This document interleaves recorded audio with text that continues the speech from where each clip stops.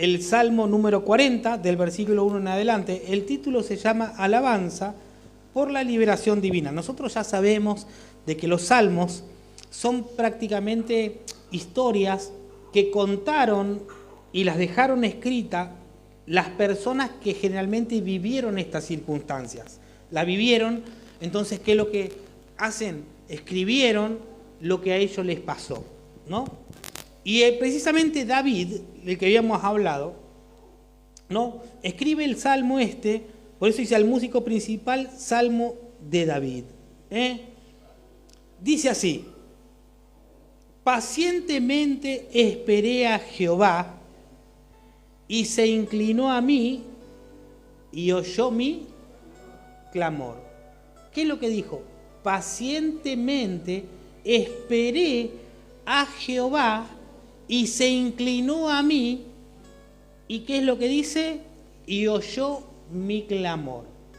Cuando él dice pacientemente, nos da a entender, mi querido hermano, de que aparentemente no fue una respuesta inmediata, sino que David tuvo que pedirle y pedirle y pedirle y pedirle y pedirle y esperar a que Dios intervenga. ¿Sí? Acá vemos, mi hermano, que esto muchas veces nos pasa a nosotros.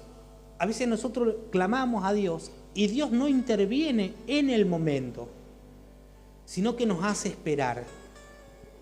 Pero la liberación de Dios, la ayuda de Dios, llega.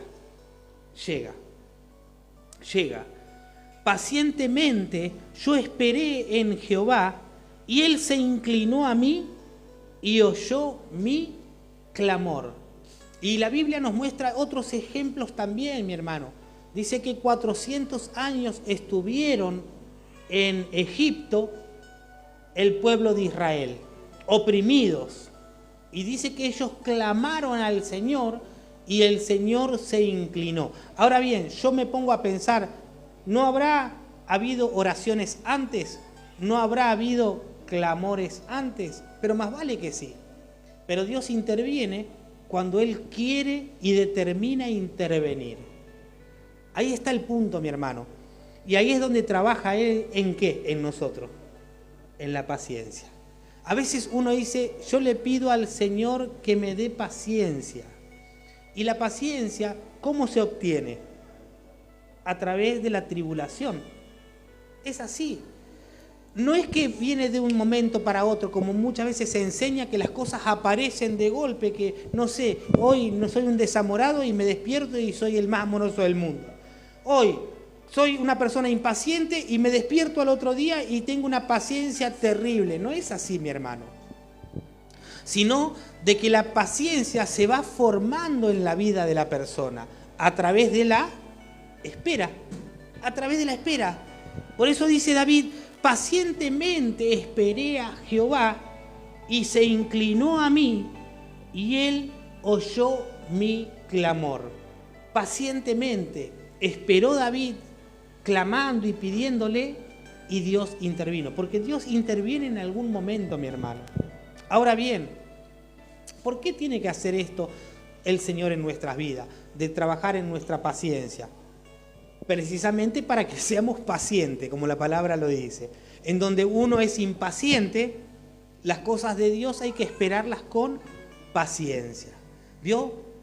La parte impaciente de la persona, hay muchas personas que son muy impacientes, hay otros que son impacientes y hay otros que, bueno, no hay problema, saben esperar.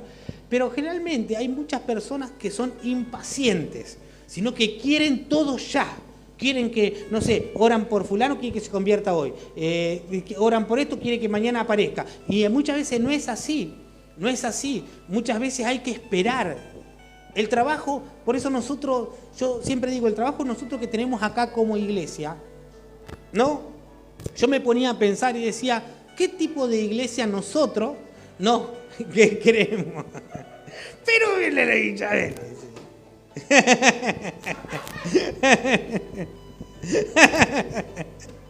Gloria a Jesús.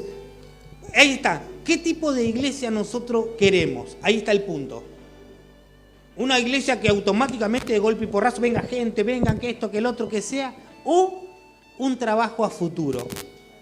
Un trabajo en donde sea una familia, que las personas un día lleguen, esos niños que vienen a la escuelita, vayan creciendo.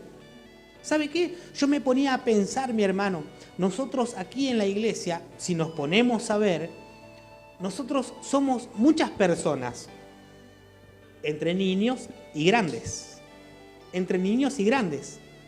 Somos muchas personas entre niños y grandes. Y nosotros como iglesia queremos que esto sea un trabajo a futuro, porque esos niños un día van a ser más grandes. Un día ese niño que tiene 4 va a tener 7, 8, 9, 10, 11, 12, 20, 20 y pico. Ese niño va a estar formado, afianzado. Ese niño va a conseguir su esposa, va a tener familia, ¿no? O algo que sea de golpe venga gente, que esto, que el otro, porque que sea todo así y que después se disuelva. No, mi hermano. El deseo es de que esto pueda perdurar con los niños que un día después van a ser grandes. Pero es un trabajo de paciencia. Hay que tener paciencia. Que no vienen, que no hay gente en la iglesia. Ah, no, pero esto, que el otro. Paciencia, paciencia. Porque es un trabajo de paciencia. Hay que esperar, ¿no? Y no desesperar, porque en la desesperación uno puede cometer una equivocación, ¿no? La otra vuelta, bueno, hay tantos ejemplos para hablar, pero en la desesperación uno puede cometer, como le decía, una equivocación. Pero David había aprendido a esperar en Dios. Ahora bien, ¿por qué él había aprendido? Por las cosas que le pasaban. Por las cosas que le pasaban. Él tenía que huir al desierto, escapándose de soldados que lo querían matar. Solo. No había nadie que lo acompañe. Tenía que meterse en una cueva. Esperar hasta escuchar que a lo mejor no lo buscaban más. Esperar a ver si Dios cambiaba el corazón de una persona que estaba enojado con él, que quería matarlo, que quería destruirlo. Él tenía que esperar que la respuesta de Dios en algún momento llegue y él tenía que esperar. Pero el Señor en su momento llegaba, mi hermano. Así es con nosotros también. Nosotros tenemos muchas veces que esperar y la respuesta de Dios llegará. Pacientemente esperé a Jehová y Él se inclinó a mí y Él escuchó mi clamor. Es fundamental esto, mi querido hermano, también.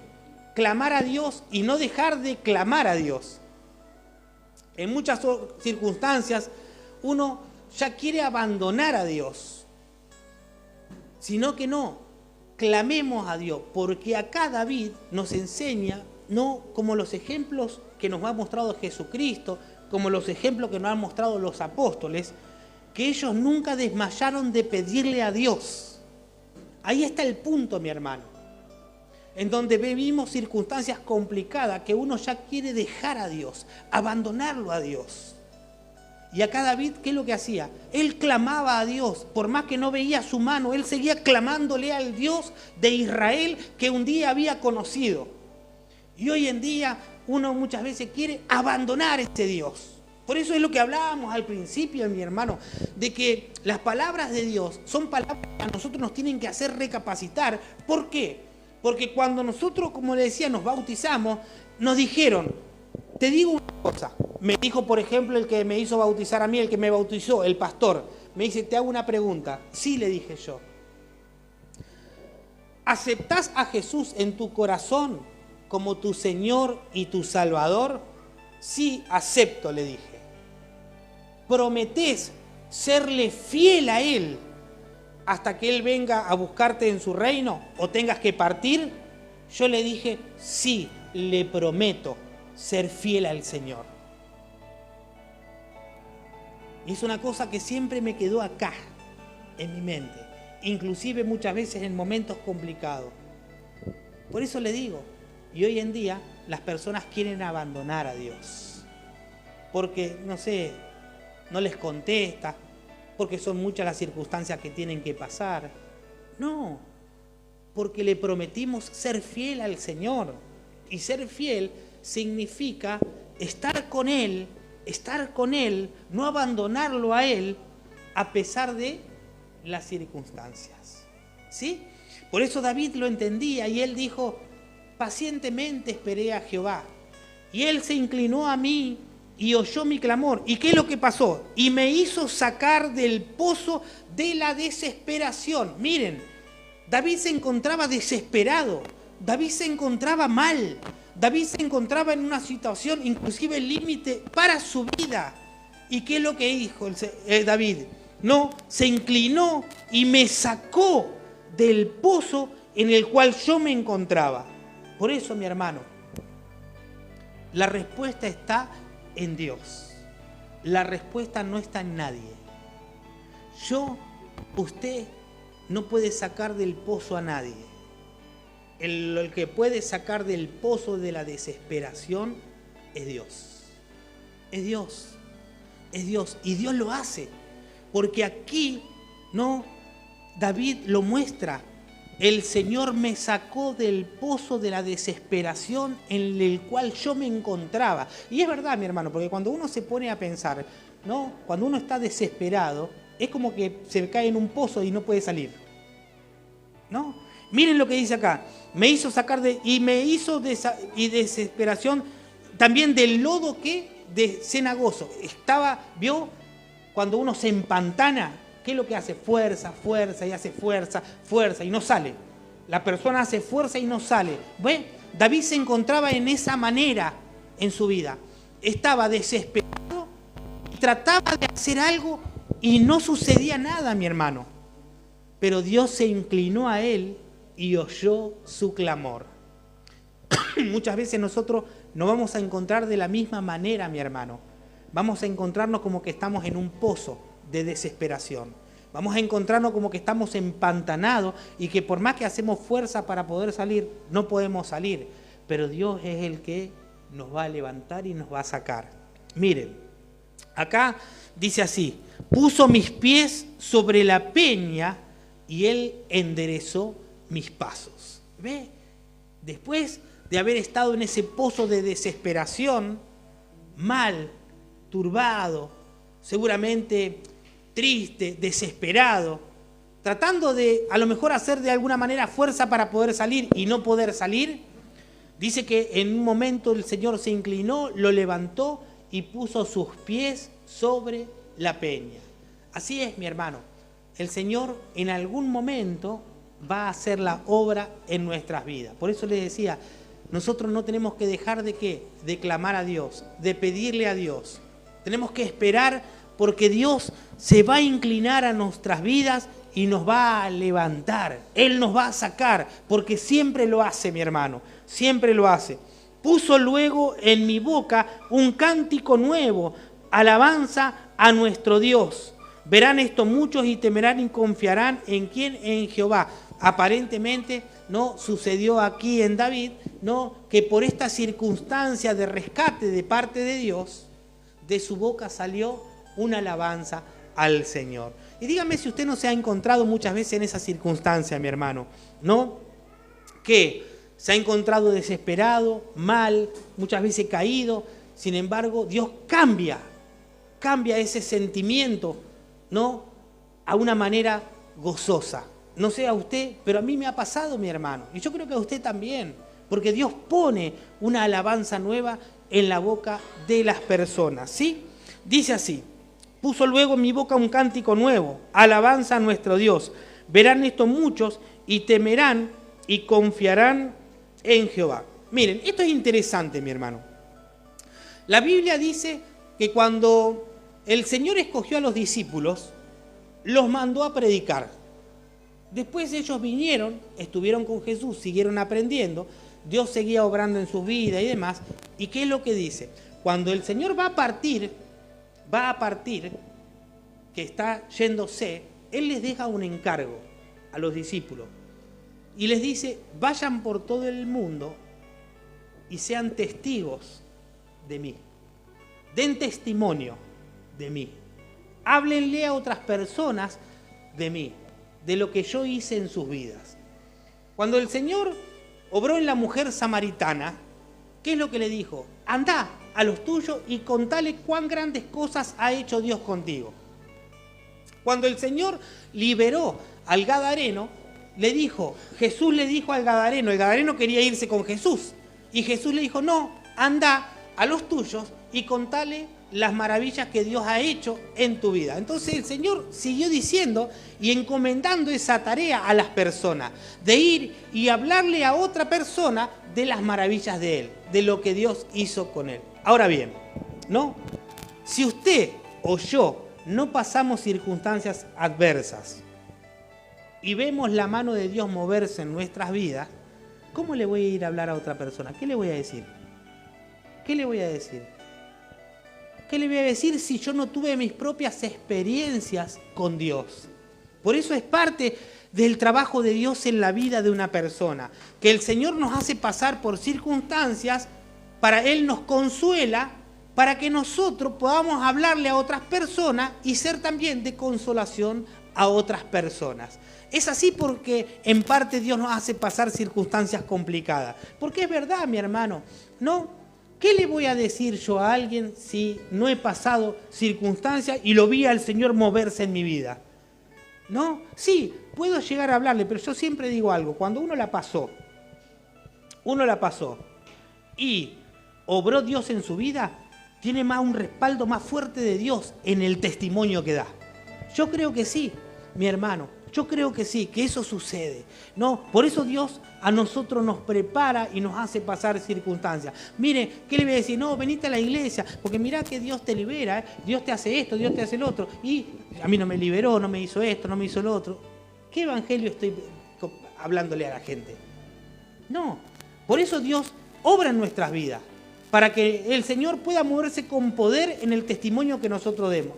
Ahora bien, uno puede andar siempre con luchas y demás, no importa, todas las tendremos, pero el Señor nos levantará, como dice acá. David hablaba de lo que a él le había pasado, y no era que después no le pasaron más cosas, le siguieron pasando cosas, pero ya las manejaba diferente.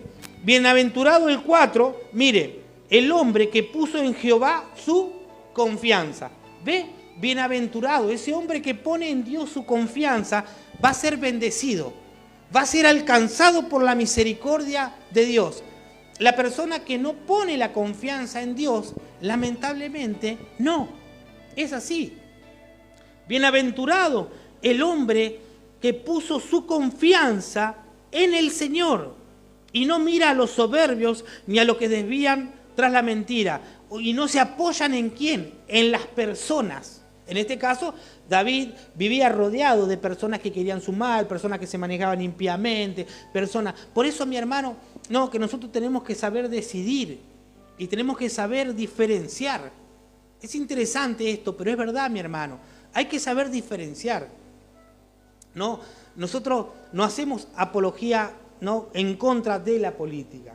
No, pero generalmente los que se apoyan, los que van para ese lado o se inclinan para ese lado, es porque confían en ellos.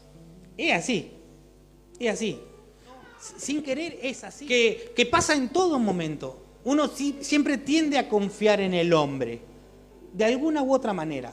Es normal que pase, mi hermano, es normal, porque somos personas.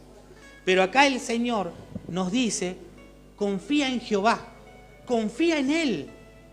Confía en el Señor que es tu Dios, que Él te va a sostener, Él te va a respaldar, Él va a hacer la obra en tu vida. De esa manera vos le demostrás a Dios que lo querés. Vos le demostrás a Dios que Dios está confiando, que vos estás confiando más en Dios, ¿no? Porque esas pruebas van a venir, mi hermano. Uno va a pasar por esas pruebas. A ver, ¿qué es lo que yo hago? ¿Qué es lo que yo hago? ¿No? ¿Qué es lo que yo hago? ¿Qué es lo que yo hago? Dios me va a poner en esa circunstancia. Dios me va a poner en una circunstancia también, mi querido hermano, ¿no?, en la cual va a probar mi corazón. Mi corazón se inclina más hacia ¿quién? Mi corazón se inclina más hacia Dios o a las personas que me rodean. Eso está pasando mucho, mi hermano. Dios prueba el corazón. Ahora bien, ¿por qué hace eso el Señor? Dios lo hace porque el Señor dijo en su palabra... Siéntate, Darío, por favor. Gracias, Darío. El Señor dice en su palabra, amarás al Señor tu Dios por sobre todas las cosas. Con toda tu mente, con toda tu fuerza, con toda tu alma, con todo tu ser. Amarás al Señor tu Dios. Ahora bien, ¿qué es lo que...? Por eso el Señor le dijo un día a Josué, y le dijo un día también a otro. Dice, no, a Josué le dijo, él estaba definido, pero le dijo a unas personas, ¿por qué claudicás entre dos pensamientos? Si vos crees que Dios es Dios, seguile a Él. Y si vos crees otra cosa, entonces hace otra cosa. Pero no andes a media. La Biblia muestra y dice bien claro, mi hermano, dice de que el Señor, ¿qué es lo que hace? ¿Nos quiere frío o nos quiere caliente? Al tibio lo vomitaré de mi boca, dice la palabra. Dando referencia a qué, mi hermano, a que Dios quiere que estemos con Él. Y si no queremos estar con Él, mejor no estemos con Él. Pero no querramos estar con Él y estar con el otro. Porque no se puede. No se puede, mi hermano. Porque Dios mismo con la palabra nos muestra eso. Ahora bien, uno puede decir, bueno, pero yo hoy estoy luchando con eso. Bueno, vamos a orar para que uno se defina y que se defina por Dios y Dios le va a bendecir.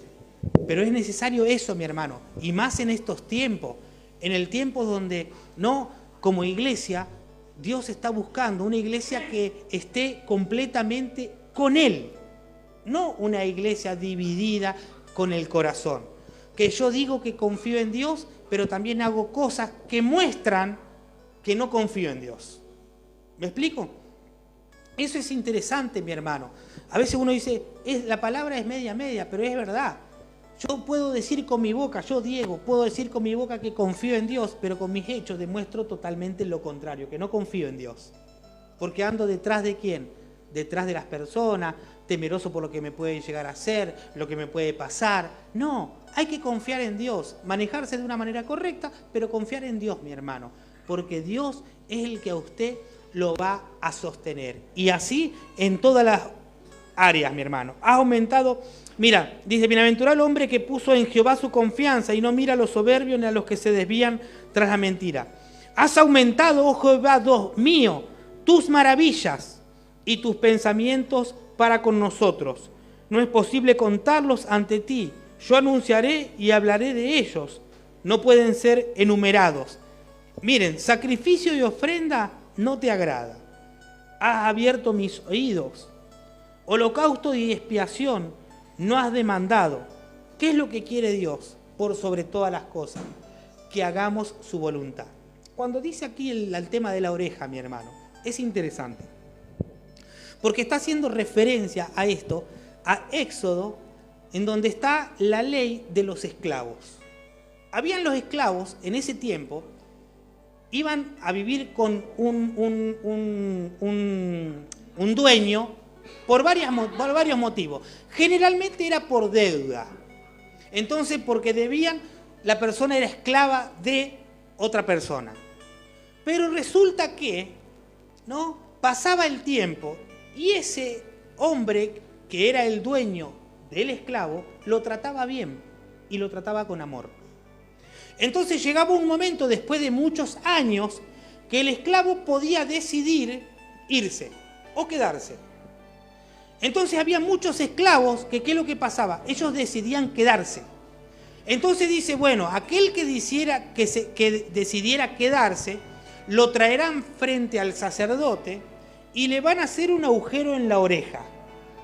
Y eso va a simbolizar que el esclavo, de su propia voluntad, quería vivir por siempre con el dueño. ¿Por qué? Porque el dueño era amoroso, el dueño lo trataba bien, el dueño verdaderamente era una persona en la cual uno quería estar. Y acá muestra que Dios hizo lo mismo con nosotros, mi hermano, ¿no? Acá da ese ejemplo. El Señor ahora ha dado la oreja y nosotros, ¿saben qué, mi hermano? Nos entregamos plenamente a Él. Por eso es lo que hablábamos, mi hermano. La decisión personal es importante en nuestras vidas. He decidido seguir a Cristo. Yo no vuelvo atrás, dice una canción. Usted ha decidido seguir a Cristo. No hay que volverse atrás, porque usted hoy es un esclavo ¿de quién?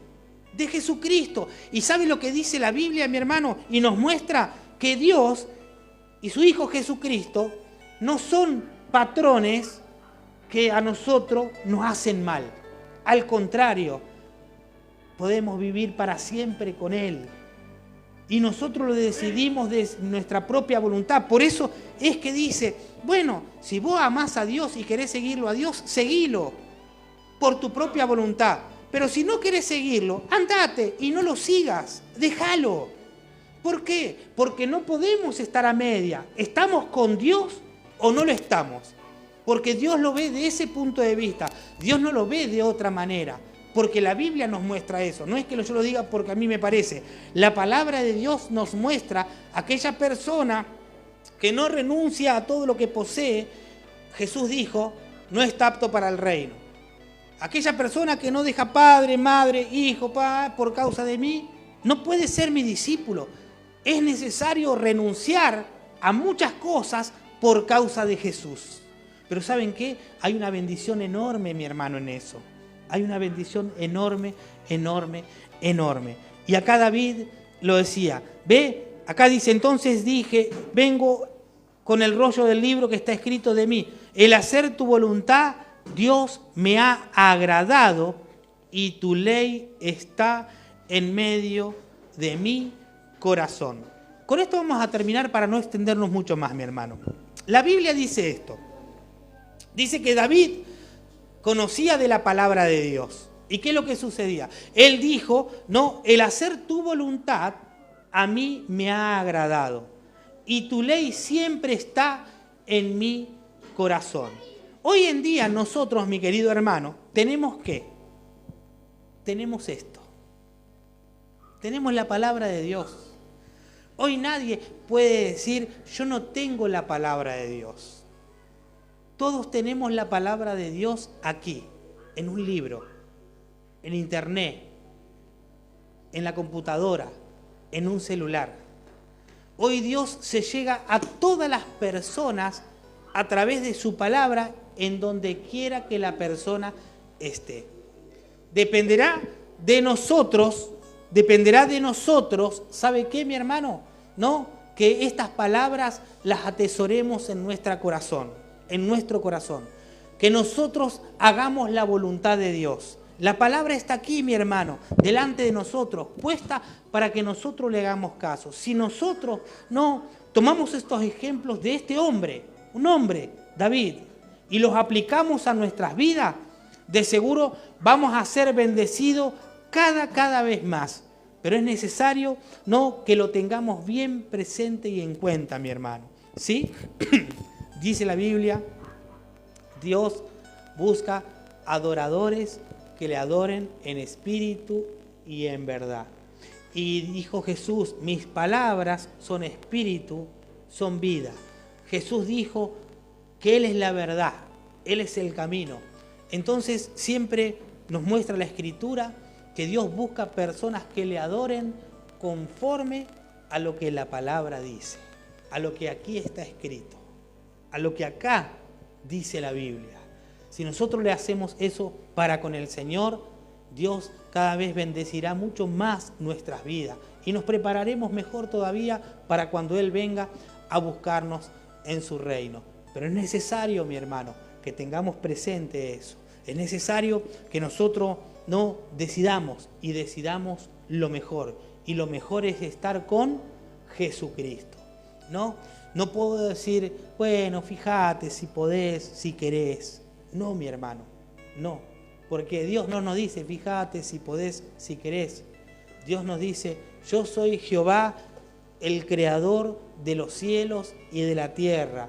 No hay Dios delante de mí, ni en el cielo, ni en la tierra, ni debajo de ella. Y el Señor dice que nos ha escogido para formar una nación santa, apartada, distinta, ajeno a todo lo demás, diferente, mi hermano. Por eso Dios nos muestra en su palabra cómo tienen que ser las cosas. Que el Señor nos ayude a cada uno de nosotros a ponerlas por obra. Pero, como decíamos, no seamos rebeldes en nuestro corazón, al contrario, aceptémoslo, porque Dios así va a ir trabajando cada vez más en nuestras vidas, ¿sí? Vamos a ponernos de pie, vamos a orar al Señor y le vamos a dar gracias por su amor y por su misericordia. Le vamos a dar gracias porque si usted está aquí y yo estoy aquí, es porque un día también el Señor extendió su misericordia por nosotros y nos trajo a su reino, mi hermano. Vamos a pedirle al Señor que podamos tener un corazón humilde para poder humillarnos delante de Él. Dice la palabra de Dios, humillaos bajo la poderosa mano de Dios para que Él os exalte cuando fuera el tiempo. La Biblia dice de que el humilde haya gracia delante de Él. No importa quién seamos, mi hermano. No importa si es una persona humilde en su economía o si es una persona que tiene muchísimo dinero. La humildad de corazón la tenemos que tener absolutamente todos, mi hermano. Padre, en el nombre de Jesús te damos gracias en esta noche. Gracias, Señor, porque tu palabra nos muestra, Señor, que un día tú nos has escogido con amor eterno, Señor, y nos has traído a tu reino. Señor, ayúdanos a nosotros a poder permanecer fieles a ti. Aunque tenemos dificultades, tenemos luchas, tenemos pruebas, pero sabemos que todo esto sirve, Señor, para que nuestra vida sea cada vez más perfeccionada, Señor, en ti. Para que cuando le hablemos a otra persona, Señor, podamos impartir esa bendición, Señor, de lo que tú has hecho en nuestras vidas, para que hagas también en las otras vidas, Padre amado. En el nombre de Jesús, Señor, ayúdanos, Señor, a que podamos ser ese esclavo, Señor, por voluntad propia. Ese esclavo que se acerca a ti y que quiere vivir contigo, Señor, por siempre, eternamente y para siempre. Oh, Padre, en el nombre de Jesús, ayúdanos, Señor, que nuestro corazón siempre esté inclinado hacia ti, no inclinado a otras cosas, Señor. Que nuestro corazón siempre pueda estar definido por ti, Señor, no definido a otras cosas. Padre, ayúdanos como iglesia a que podamos, Señor, ir creciendo en tu voluntad, en tus mandamientos, en tu palabra. En el nombre de Jesús, Señor, te damos gracias y queremos dejar todo en tus manos para gloria de tu nombre.